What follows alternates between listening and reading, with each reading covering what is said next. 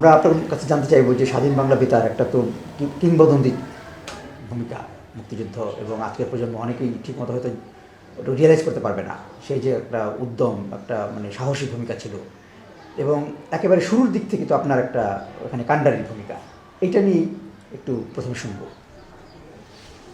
এই বাংলাদেশের মুক্তিযুদ্ধের ইতিহাসে একটা স্বতঃস্ফূর্ততা আমরা লক্ষ্য করি।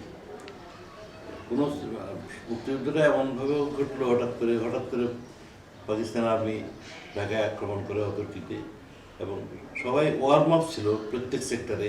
কারণ বঙ্গবন্ধু 7ই মার্চের বক্তৃতায় সবাইকে বলে দিয়েছিলেন যার হাতে যা আছে তাই নিয়ে শত্রুর মোকাবেলা করতে হবে। আমরা রেডিওর লোক, আমরা রেডিও নিয়ে তৈরি ছিলাম, যারা অন্য সেক্টরের লোক তারা অন্য সেক্টরে যার ছাড়া তৈরি ছিল। তো বেতারটা এমন একটা সময় হয়েছে, সঠিক সময়ে সঠিক সিদ্ধান্ত বলি আমরা ওটাকে, যখন দেশে সরকার নেই, আমাদেরকে কেউ গাইডেন্স দেওয়ার মতো, গাইড করার মতো কেউ নেই। আর কালকের দিনটা কী হবে সেটাও আমরা জানি না। আজকে যদি একটা কাজ শুরু করি, আগামীকাল কী হবে সেটা জানি না। ঠিক এরকম অবস্থায় আমি লক্ষ্য করেছি, যদি সত্য হিসেবে যদি স্বীকার করতে হয়, তাহলে স্বাধীন বাংলা বেতার ক্ষেত্রে হচ্ছে মুক্তিযুদ্ধের সর্বপ্রথম সাংগঠনিক তৎপরতা। আর কোনো সংগঠন তখনও গড়ে ওঠে নাই, বরং বেতার থেকেই আমরা, যুদ্ধকালীন প্রধান সংগঠন হচ্ছে মুক্তিবাহিনী, বেতার থেকে মুক্তিবাহিনী গঠনের, মুক্তিবাহিনীতে দলে দলে যোগদানের ঘোষণা দেওয়া হয়েছে। অর্থাৎ 26শে মার্চ স্বাধীনতা দিবস, এই উষালগ্নে, স্বাধীনতার উষালগ্নে সর্বপ্রথম সংগঠিত হয়ে একটা গ্রুপ, অত্যন্ত সীমিত সংখ্যক টিম স্বাধীনতা চালু করতে পেরেছিলাম আমরা। কাজেই এটাকে বলা হবে মুক্তিযুদ্ধের সর্বপ্রথম সাংগঠনিক তৎপরতা। এবং এর যে একটা ইম্পর্টেন্স, সেটা হলো সেই মুহূর্তে সব যোগাযোগ বিচ্ছিন্ন হয়ে গেছিল দেশের এক দিক থেকে আরেক দিকে, এক জেলা থেকে আরেক জেলায়।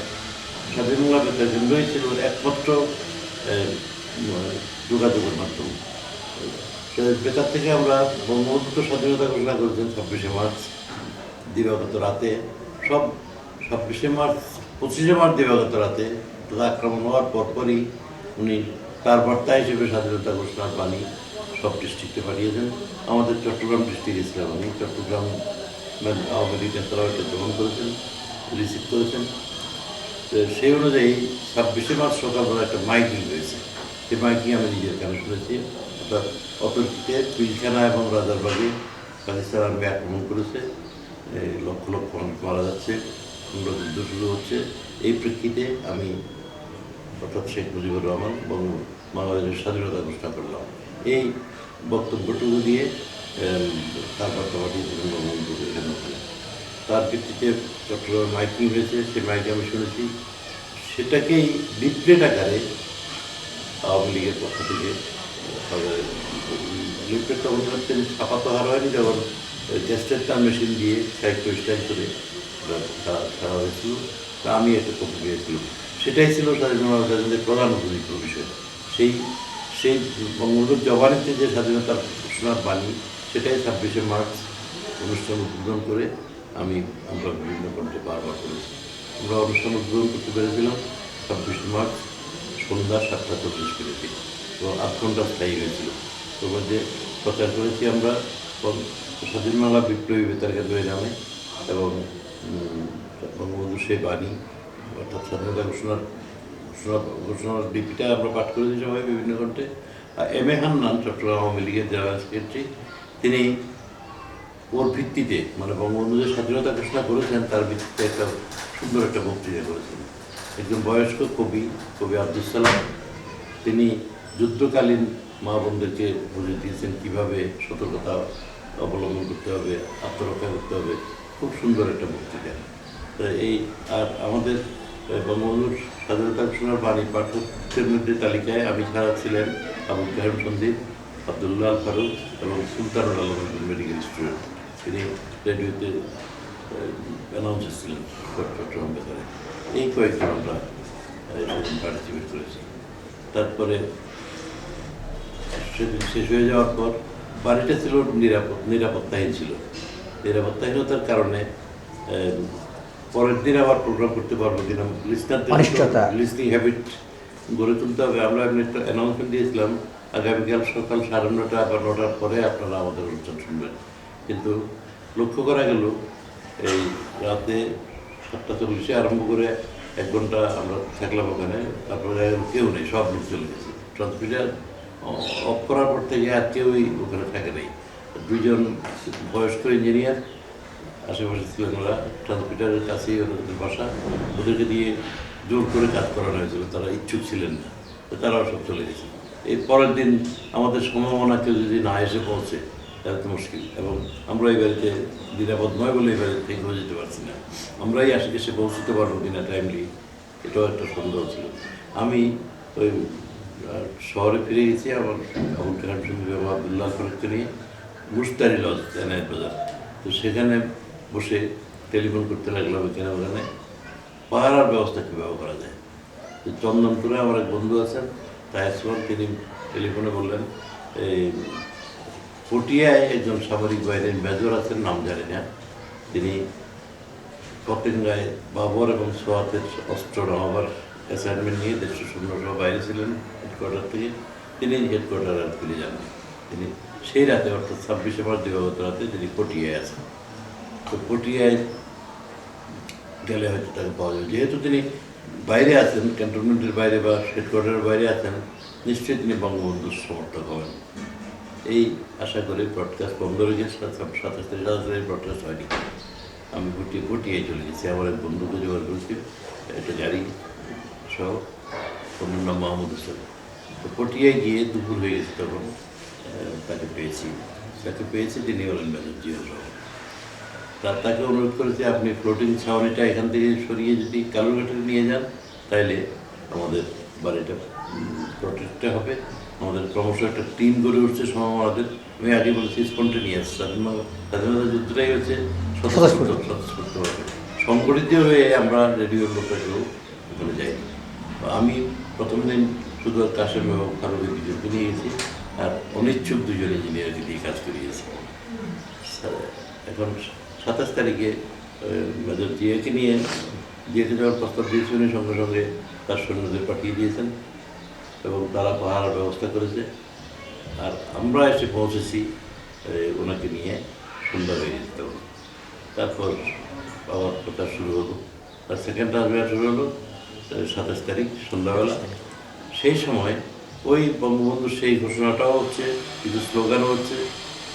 কি মনে করে আমি মেজর জিয়াকে প্রশ্ন করলাম, আচ্ছা মেজর সাহেব, আপনি তো এখানে একমাত্র মেজর, আমরা সব মাইনর, আপনি কি নিজের মধ্যে কিছু বলবেন? উনি একটু নড়ে চলে বসলেন। তারপর বিচার হলো তাৎক্ষণিকভাবে উনি কিছু বলবেন, এবং প্রতিটি শব্দ তিনিও উচ্চারণ করেছেন, আমি উচ্চারণ করেছি, এবং একটা ড্রাফট তৈরি হলো। ড্রাফটের প্রথম সেন্টেন্সটা ছিল, I major Zia on behalf of our great national leader Bangabandhu Sheikh Mujibur Rahman do hereby declare independence of Bangladesh. এই শব্দগুলো তিনিও উচ্চারণ করেছেন, আমি উচ্চারণ করি, তারপর লেখা হয়েছে। তারপর পাঞ্জাবিদেরকে বঙ্গবন্ধুদের বিভিন্ন বেশি সময় লাগবে না। তারপর ওই গতানুগতিক বক্তব্যগুলো আছে, দেশ বিদেশের সাহায্য দরকার, পুরো আপের বাংলায় আছে। তো এটা ইংলিশে উনি করেছেন, আমরা তাড়াহুড়ার মধ্যে বাংলাও করে নিয়েছি, বাংলাও আমরা আমাদের স্বাধীন বাংলা বেতারের প্রথম উদ্বোধনী যেটা হলো, এই লোকেশনটা কোনটা? কালুরঘাট হলো ট্রান্সমিটার ভবন, চট্টগ্রাম বেতার কেন্দ্রের ট্রান্সমিটার ভবন, এখনও সেখানেই ট্রান্সমিটার ভবন আছে। এবং 27 তারিখে তো ওইখান থেকেই একই জায়গাতেই, চট্টগ্রাম বলতে ওই একই জায়গায় কালু, ওটা একই স্বয়ং সম্পূর্ণ। ওই ট্রান্সমিটও করা যায়, রিসিভও করা যায় আর কি, স্টুডিও ফ্যাসিলিটিস কম। এখন আপনার কাছে অল্প কথা একটু যেটা শুনতে চাইবো, যে এই যে এখন তো একটা যে স্বাধীনতা ঘোষণা নিয়ে যে বিতর্কের কথা বলা হয়, আপনি তো নিজেই ওই মুহূর্তে আপনি যে বললেন, এইটাকে যদি একটু এই যে নতুন প্রজন্মের কাছে একটা বিভ্রান্তি অনেক সময় থাকে, এইটাকে একটু পরিষ্কার করা। স্বাধীনতা ঘোষণার কথা যে একটা ঘোষক বিতর্ক যে সৃষ্টি হয়েছে, এটা একটা বানোয়াট বিতর্ক। কারণ আমরা যদি সচেতনভাবে বাংলাদেশের স্মরণকালের ইতিহাস লক্ষ্য করি, দেখা যাবে স্বাধীনতা ঘোষণা করার জন্য যে পরিবেশ দরকার, যে ক্রাইটেরিয়া দরকার, যে নেতৃত্ব দরকার, সেটার উদ্ভব 1971 সালের আগে কোনোদিন হয়। অনেক বড় বড় নেতা আমাদের ছিল, নেতাজি সুভাষচন্দ্র বসু, দেশবন্ধু দাস, শেরে বাংলায় ফজলুল হক, এরা কেউই বাংলাদেশের স্বাধীনতা ঘোষণার পরিবেশ পাননি। আমাদের জাতীয়তার পূর্ণ বিকাশ ও তথ্য হয়নি তখন। জাতীয়তার বিকাশ শুরু হয়েছে বাংলাদেশে ইস্ট পাকিস্তানের ভাষা আন্দোলনের পর থেকে, এবং সেটা তুঙ্গে উঠেছে বা পূর্ণাঙ্গতা লাভ করেছে 1971 সালে। সেই সময় নেতৃত্ব বঙ্গবন্ধু শেখ মুজিবুর রহমানের হাতে ছিল। আর বেতার ঘোষক এবং স্বাধীনতার ঘোষক এই দুটো কিন্তু এক জিনিস নয়। বেতার ঘোষণা যে কেউ করতে পারে, এবং আমরা সবাই বেতার ঘোষক। এখন বেতার ঘোষণাকেই যদি স্বাধীনতার ঘোষণা বলা হয়, তাহলে আমার মনে হয় 1971 সালে স্বাধীনতার প্রথম ঘোষক আমি, কারণ বঙ্গবন্ধুর স্বাধীনতা ঘোষণার কথা বেতারে আমি সর্বপ্রথম প্রচার করেছি। যাদের তারপরে আমরা যারাই করি, অর্থাৎ বেতার ঘোষক আর স্বাধীনতার ঘোষক এক নয়। বাংলাদেশের স্মরণকালের ইতিহাসে বঙ্গবন্ধু শেখ মুজিবুর রহমান ছাড়া স্বাধীনতা ঘোষণার পরিবেশ আর তৈরি হয়নি। এখন যে যাকে নিয়ে, একজন মেজরকে নিয়ে যে বলা হয় স্বাধীনতা ঘোষণার ঘোষক, এটা মেজর নিজে কোনোদিন বলেননি। উনি একসময় রাষ্ট্রপতি হয়েছেন, রাষ্ট্রপতি হওয়ার সময়ও তিনি বলেননি, এবং ওনার মৃত্যুর পরে আরেকজন সামরিক শাসক এসেছেন, সেই সময়েও এই কথাটা বলা হয়নি। পরে প্রায় 20-21 বছর পরে ওই জিয়াউর রহমানের গঠিত একটা যে রাজনৈতিক দল, তারা পাওয়ারে এসে আস্তে আস্তে বলতে শুরু করলো জিয়া স্বাধীনতার ঘোষক। কিন্তু ঘোষক হিসেবে ওনার পজিশন হচ্ছে 9 নম্বর। কারণ 26 তারিখ থেকে আরম্ভ করে 27 তারিখ পর্যন্ত আমরা যতজন বেতারের ঘোষণা দিয়েছি, তাদের নাম তালিকা যদি বলা হয়, তাহলে দেখা যাবে জিয়াউর রহমান প্রথমত 27 তারিখ উনি এই চান্সটা পেয়েছেন, এবং নাম্বার গুনলে হয় 9 নম্বর হয়। তবে ওনার একটা আলাদা গুরুত্ব আমি দেবো সবসময়, আমি সবসময় লেখায় বলে থাকি, যেটা হচ্ছে যুদ্ধক্ষেত্রে নন আর্মি পার্সোনাল আর আর্মি পার্সোনালের মধ্যে অনেক তফাৎ। বেতারের প্রচারের উদ্দেশ্য হচ্ছে মানুষের মোরাল বুস্ট আপ করা। সেদিক থেকে নন মেজরদের কণ্ঠস্বরের চেয়ে একজন মেজরের কণ্ঠস্বর মানুষকে অনেক বেশি সাহস দিয়েছে। মানুষ মনে করেছে আমাদের দলেও তাহলে, বঙ্গবন্ধুর দলেও তাহলে আর্মি আছে, আমরা পাঞ্জাবিদের হাতে মার খেয়ে মরে যাব না, আমাদের বাধা দেওয়ার শক্তি আমাদেরও আছে। এই পারপাসটা সার্ভ হয়েছে। তবে এটা কাকতালীয়ভাবে হয়েছে, কারণ আমি 27শে মার্চ দুপুরবেলা যে জিয়াউর রহমান সাহেবকে পেলাম জিয়াকে পেলাম পটিয়াতে, তারপর থেকে একসাথে আমরা কালুরঘাট পর্যন্ত এসেছি।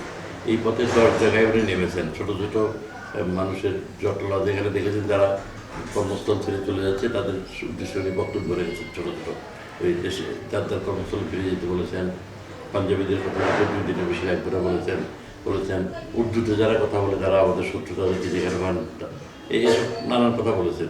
এতে অনেক সময় অর্থাৎ ওনার সঙ্গ আমি অনেক পেয়েছি, একদম ইয়েতে পৌঁছা পর্যন্ত। কালুরঘাটে এসে অফিস রুমে একসাথে বসা পর্যন্ত। এই সময় উনি কিছু বলবেন রেডিওতে, এরকম কোনো প্রশ্নই মনে আসে। হঠাৎ করে আমি বলায় তাৎক্ষণিক ডিসিশন নিয়ে ওনার বলা হয়েছে, তবে বলাটা কাজে লেগেছে, আমি যা বললাম। আচ্ছা, এবার আমরা যাই একটু অন্য প্রসঙ্গে। যে স্বাধীন বাংলা বেতারের একটা বড় চমক ছিল বা আকর্ষণ ছিল চরমপত্র। ওইটা একটু বলবেন যে মুকুল সাহেব কখন জয়েন করলো, চরমপত্রটা কখন থেকে শুরু হলো, এবং এটার যে ইম্প্যাক্ট। স্বাধীন বাংলা বেতার কেন্দ্র 26শে মার্চ থেকে 30শে মার্চ ছিল কালুরঘাটে, এটা উদ্বোধনী গল্প। এবং 28 তারিখ পর্যন্ত 2 দিন স্বাধীন বাংলা বিপ্লবী বেতার কেন্দ্র বলা হয়েছে, পরে বিপ্লবী আর বলা হয়নি, শুধু স্বাধীন বাংলা বেতার কেন্দ্র বলা হয়েছে। আর তখন থেকেই আমরা শুরু করেছিলাম জয় বাংলা, বাংলার জয়। এটা গ্রামোফোন রেকর্ড পাওয়া গেছিলো, ডিস্ক রেকর্ড, ওটার প্রথম সিগনেচার টিউন, আর শেষে ক্লোজিংয়ের পরে বাস্তব। তারপর 3 এপ্রিল আমরা ওখানে বোম্বার্ডমেন্ট হয়। 30 তারিখ কালুরঘাটে যে বোম্বার্ডমেন্ট হয়, সেটাই ছিল বাংলাদেশে পাকিস্তান আর্মির সর্বপ্রথম বিমান হামলা। আমরাই তখন তাদের প্রধান শত্রু। 30শে মার্চ। তার ফলে ওখানে আর থাকা সম্ভব হয়নি। আমরা নিজস্ব বুদ্ধিতে তাৎক্ষণিক একটা 1 কিলোওয়াট ট্রান্সমিটার ডিসমেন্টেল করেছিলাম, দুঃসাহসিক কাজ। এবং সেটা নিয়ে আমরা চিন্তাভাবনা করে আগরতলা ঠিক নয়, আমরা রামগড় বর্ডারে চলে গেছিলাম। রামগড় বর্ডারে গেলে আমাদের ধারণা ওখান থেকে ইন্ডিয়ান লিসনাররা শুনবে, আমাদের এটার কম পাওয়ার হলেও ইন্ডিয়ান লিসনাররা শুনবে, এটা ইন্ডিয়া হাইলাইট করবে, কারণ পক্ষে বলছে ওরা, আকাশবাণী আমাদের পক্ষে বলছে। কিন্তু সার্কমস্ট্যান্স আমাদেরকে ওই পারে নিয়ে গেছে। 3 এপ্রিলই ইন্ডিয়া গভর্নমেন্টের দেওয়া একটা 200 watt short wave transmitter BSF 92 headquarter Bagapa, ওখানে আমরা পাই এবং সেটা থেকে স্বাধীন বাংলা বেতার কেন্দ্রের দ্বিতীয় পর্যায়ের অনুষ্ঠান শুরু করি 3 এপ্রিল শুরু হলো দ্বিতীয় পর্ব। 3 এপ্রিল থেকে 25 মে পর্যন্ত আমাদের অ্যাক্টিভিটি চালু ছিল। প্রথমত 200 ওয়াট, তারপর 400 ওয়াট একটা শর্টওয়েভ ট্রান্সমিটার থেকে, আর 17 এপ্রিল আমাদের 1 কিলোওয়াট ট্রান্সমিটারটি যেটা তুলে নিয়ে গেছিলাম আমরা কালুরঘাট থেকে বাগাফা বেলুনিয়া ফরেস্ট হিল রোডে ইনস্টল করা হয়েছিল, সেটা থেকেও আমরা প্রোগ্রাম প্রচার করতাম।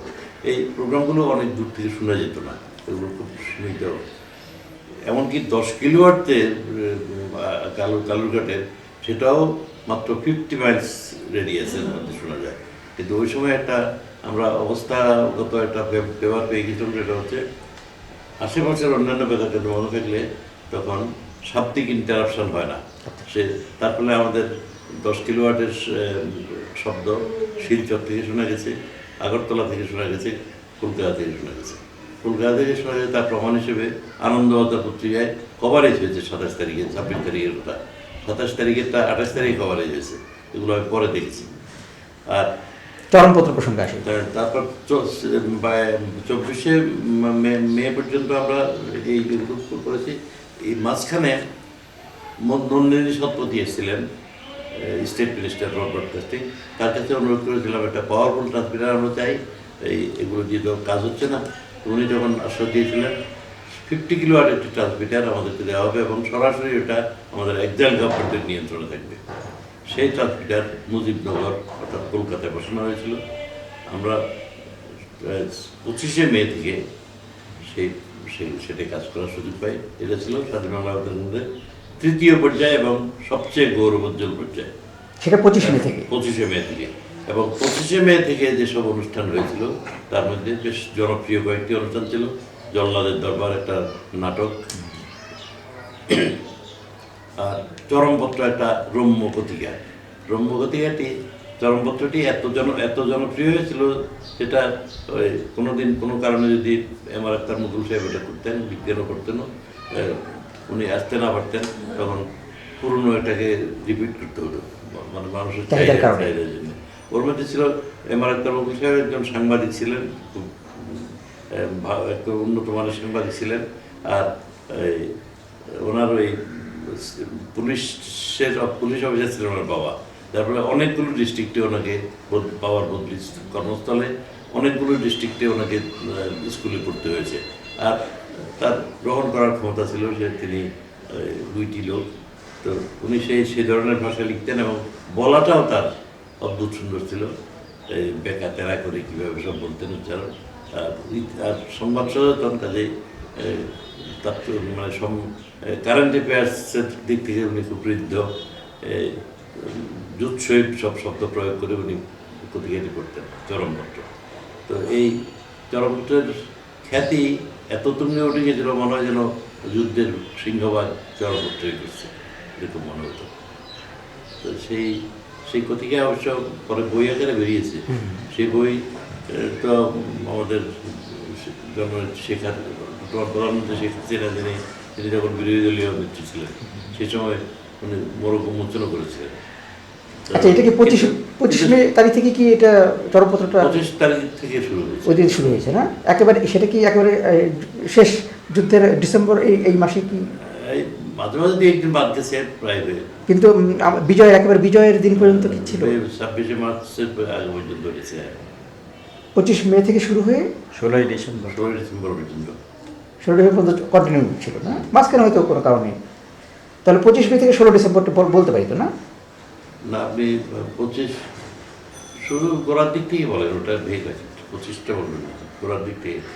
এবার সেই দিনই হয়েছিল কিনা আমার মনে করতে পারছিল না, ডিসেম্বরটাকে কভার করেছিল না? ডিসেম্বর তো অবশ্যই, বিজয়ের দিনগুলো অবশ্যই ছিল, অবশ্যই।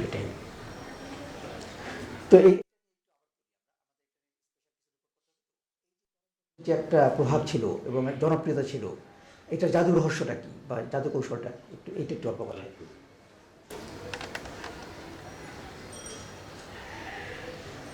ঠিক আছে, এটা হ্যাঁ স্যার বলেন। হ্যাঁ, আমার যেটা 25 মে থেকে স্বাধীন বাংলা বেতার কেন্দ্রের তৃতীয় পর্যায়ের অনুষ্ঠান শুরু হয় সরাসরি আমাদের প্রবাসী সরকারের নিয়ন্ত্রণাধীনে 50 কিলোওয়াট মিডিয়াম ওয়েভ ট্রান্সমিটার থেকে। ওটা ভারত সরকার আমাদের দিয়েছিল। সেখান থেকে নানান রকমের প্রোগ্রাম করার আমরা সুযোগ পাই। প্রথম 2 পর্যায়ে এই সীমিত সংখ্যক কণ্ঠস্বর আমার 10 জনের সহকর্মী আমাদের কণ্ঠস্বরের মধ্যে সীমাবদ্ধ থাকতো। এখন বাইরে থেকে ঠিক একটা স্বাভাবিক একটা বেতার কেন্দ্রে যেরকম সর্বরকমের শিল্পীদের আনাগোনা থাকে, সেরকম ব্যবস্থা ছিল। কথক, নাটকের অংশগ্রহণকারী যারা, সংবাদ বুলেটিন প্রচার হতো, ফিচার প্রচারিত, কতিকা প্রচারিত। তেমনি একটি কতিকা হলো এমআর আক্তার মুকুলের চরমপত্র। এটি কোনো এক মে মাসেই আরম্ভ হয়, তবে 25শে মে হয়। মে মাসেই শুরু হয় কোনো এক সময় থেকে। শুরু হওয়ার ডেটটি আমার মনে নেই, তবে শেষ দিন পর্যন্ত চালু ছিল, অর্থাৎ 16 ডিসেম্বর পর্যন্ত। এই কতিকাটির মধ্যে মজার ব্যাপার ছিল, এমআর আক্তার মুকুল নিজে একজন দক্ষ সাংবাদিক। উনি সমকালীন বিষয়ে অত্যন্ত সচেতন ব্যক্তি, আর সুরসিক মানুষ, আর বিকৃত করে কথা বলার একটা ওনার অভ্যাস ছিল। এমনি সাধারণভাবে বৈঠকে কথাবার্তাও উনি খুব জমিয়ে রাখতেন আমাদেরকে। উনি কথা বললে আর আমরা কেউ কথা বলতে পারতাম না ওনার সামনে। নানা খুব এটা কি বলবো, উইটি লোক আর কি উনি। তো উনি লিখতেন যে সেখানে অনেক রকমের শব্দ, এই মেছুয়া, নানা রকমের শব্দ, হাস্যরসাত্মক অনেক রকমের শব্দ ব্যবহার করতেন। আর একটা সুবিধা হয়েছিল, তিনি পুলিশ অফিসার, তার বাবার কর্মস্থলে উনি বলতেন মাঝে মাঝে, আমি তো ক্লাস 10 পর্যন্ত 9-10টা স্কুলে পড়েছি, এসব বলতেন। অর্থাৎ বাবার কর্মস্থলে ওনাকে স্কুল পাল্লাতে যাওয়া হতো। তো এসবের ফলে এবং গ্রহণ ক্ষমতা ছিল বলে উনি সব অঞ্চলের আঞ্চলিক ভাষাগুলো মনে রাখতে পেরেছেন, রপ্ত করতে পেরেছেন। সব মিশিয়ে টিশিয়ে উনি খুব সুন্দরভাবে ওটা প্রেজেন্ট করতেন। এবং প্রতিদিনের সংবাদ বুলেটিনে যেরকম কোনো একটা নতুন খবর এসছে, ঠিক সেই খবরটা ওনার পত্রিকার মধ্যে থাকতো, অর্থাৎ কারেন্ট অ্যাফেয়ার্স থাকতো।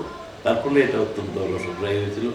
কারেন্ট অ্যাফেয়ার্স থাকাতে সংবাদ নিউজ ভ্যালু ওর মধ্যে ছিল।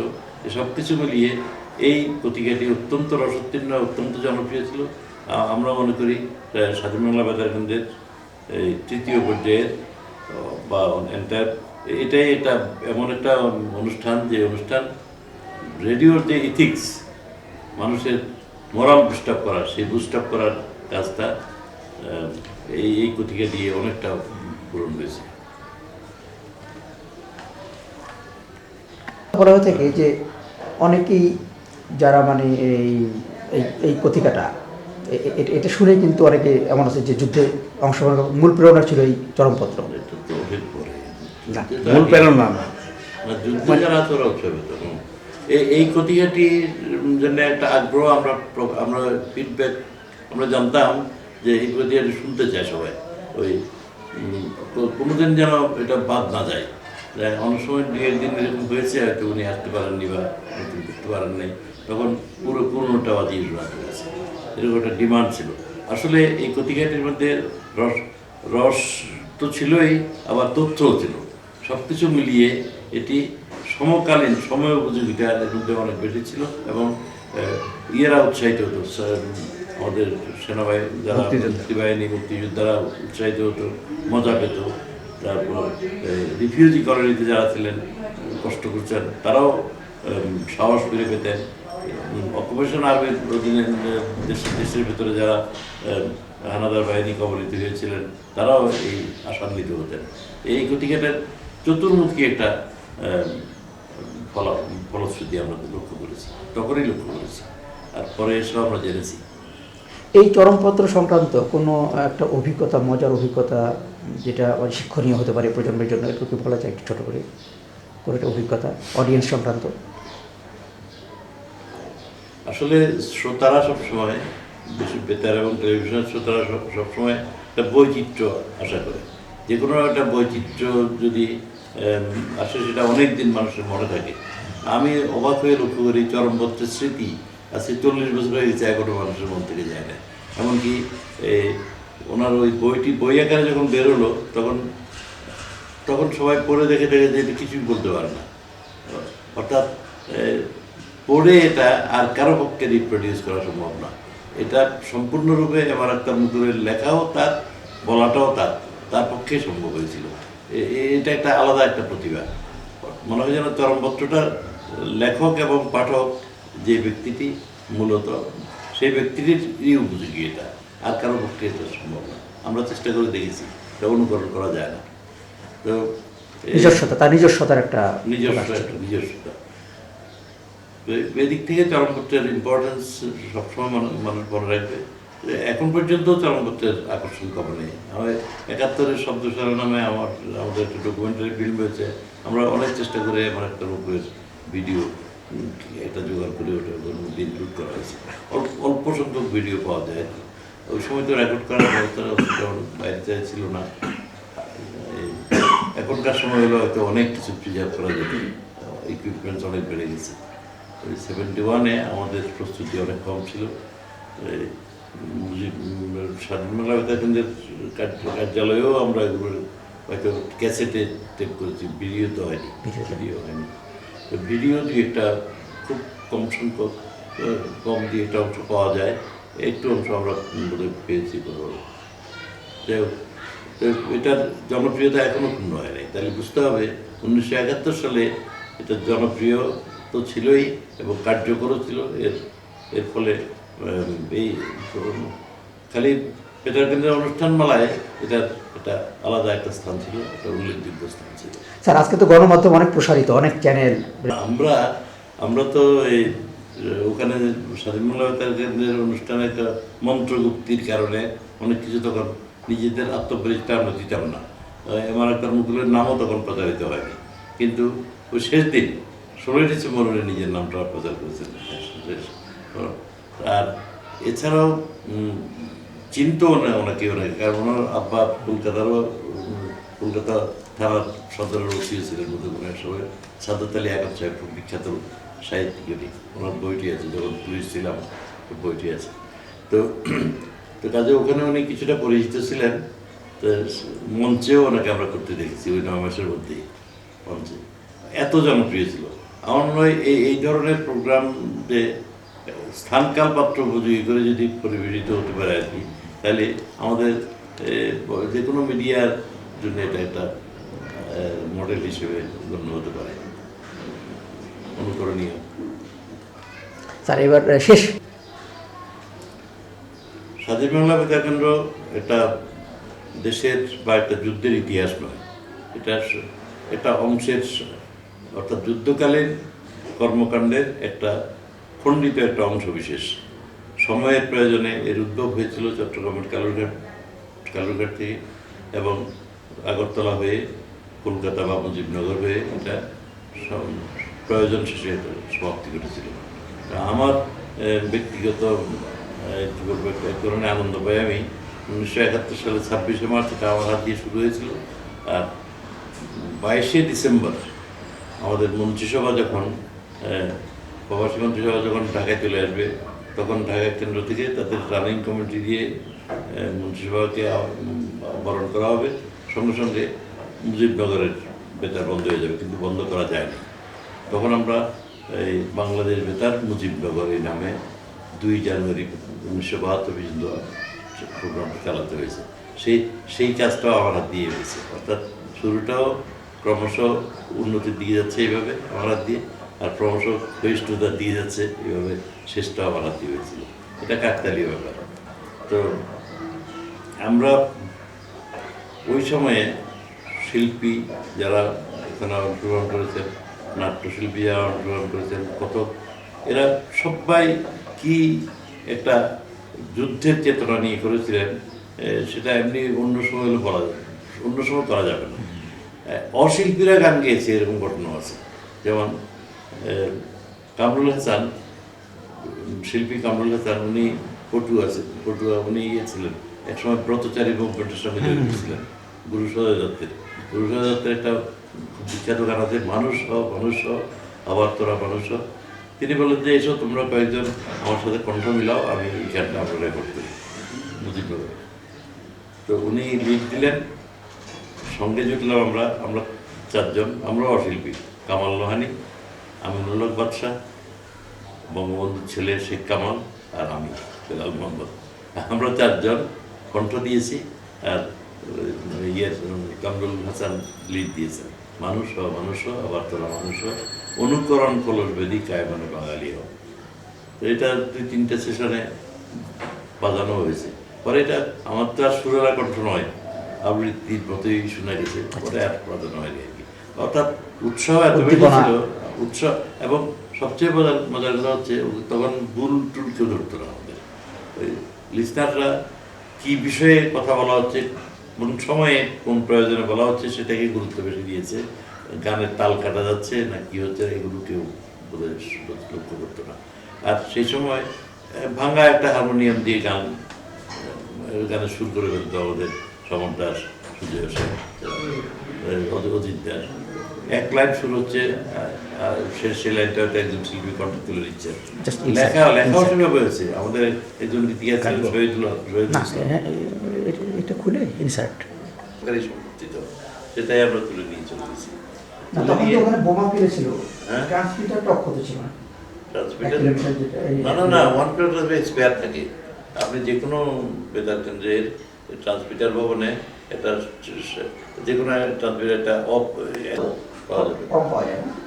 পাওয়া যাবে। ওই যে ওই কাউন্সারের কাছে আছে আমার, কাউন্সার হলো কাগজ তো কসা ভঙ্গু, সাহায্য। আপনি যখন ঘোষণা দিয়েছেন তখন তো নিজের নামটা এভাবে বলে বলে নিয়েছিলেন না?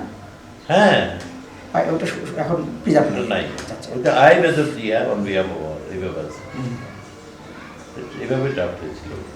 আর এমনি একটা পারপাস বুঝতে পারছিল, সেটা পাওয়া যায়। সেটা কেউ একজন ওসমান গনি নামটা যে আছে, সেটা থেকে একটু বাজানো হয়েছে, আগের দিকে পাওয়া যায়। এখন এই যে এই ডিসেম্বর মাসে এই যে যে দিনগুলো সামনে আছে, 10 তারিখ 11 তারিখ, আমি কি এরকম যদি দিনের ভয়েসটা শোনাতে চাই পাবো না? সার্ভিসে গিয়ে দিদি অনুমতি বেতারে বেটার আর কাল সে ধরনাটাও রেখে নিয়ে একটু সবাই করা যায়। এসএস পাবো আপনার নামে।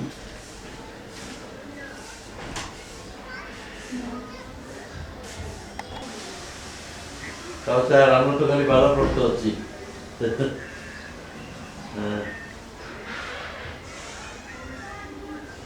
এই তো আপনারা তো কষ্ট করে এলেন, তো আপনারা তো চাও খেতে বললাম না, এমন একটা টাওয়ার টাইমে এসছেন। স্যার অফিসে যাবো, ওই ইয়ের বিটিভিতে, ইয়ের ধরে বিটিভিতে। হ্যাঁ হচ্ছে, স্যার ঠিক আছে।